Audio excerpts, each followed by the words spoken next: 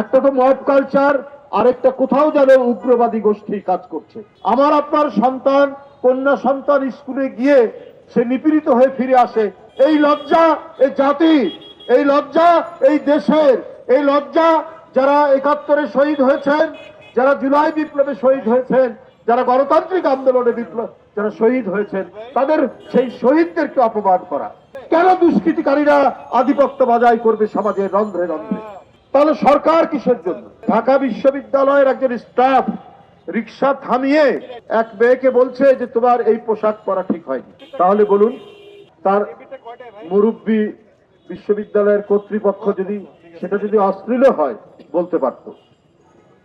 আমরা শুনছি এখন ওড়না কাণ্ড, পোশাক কাণ্ড। একটা তো মব কালচার, আরেকটা কোথাও যেন উগ্রবাদী গোষ্ঠী কাজ করছে। বন্ধুরা, পুরুষ এবং মেয়ে আমরা হলাম মানব সম্প্রদায়। যিনি প্রথম ইসলামে দীক্ষিত হয়েছেন তিনি তো একজন মহিলা, বিবি খাদিজা রাদিয়াল্লাহু আনহা।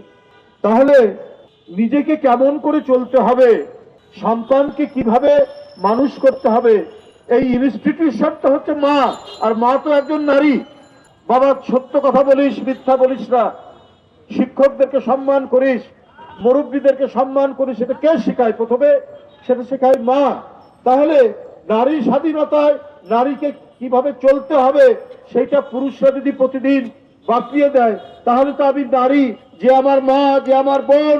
সঠিক প্যাড আর সঠিক তথ্য দিয়ে এসো সামলে নিব এক হয়ে মোনালিসা স্যানিটারি ন্যাপকিন। যে নারী একজন আমার স্ত্রী, আমি তো তার স্বাধীনতায়, আমি তো তার চলাফেরায়, আমি তো তার চিন্তায়, আমি তার লেখাপড়ায়, তার মূল্যবোধ আমি সেটা হস্তক্ষেপ করছি। সে কিভাবে চলবে সেই স্বাধীনতা তো তাকে দিতে হবে।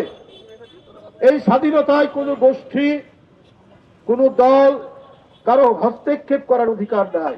কারণ ধর্মীয় মূল্যবোধ বলুন আর সমাজের নৈতিকতা বলুন, এটা সবচেয়ে বেশি পতিত থাকে, ধারণ করে হচ্ছে নারীরা।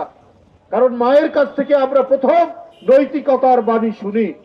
তো সুতরাং সেই নারীকে যদি আমরা খোয়ারের মধ্যে আবদ্ধ রাখি, সেই নারীকে যদি আমরা বন্দিশালায় রাখি, আজকের উন্নতির যুগে, আজকে অগ্রগতির যুগে যখন মানবাত্মার বিকাশের পথ, সেইখানে এই বন্দি করে রাখার কোনো মানে হয় না। কোন উগ্রগোষ্ঠী যদি তার প্রেসক্রিপশন অনুযায়ী চালাতে চায়, তাহলে আপনার সমাজ অগ্রগতি লাভ করবে না, সমাজ এগিয়ে যাবে না। কি খেলাধুলা, কি সাংস্কৃতিক কর্মকাণ্ড, কি লেখাপড়া, প্রত্যেকটি জায়গায় মেধায়, মননে পুরুষের চাইতে কোনো অংশে মেয়েরা কম নয়। তাদেরকে যদি আমরা আটকে রাখি, বন্দি রাখি, তাহলে সমাজ কোনোদিন এগোবে না।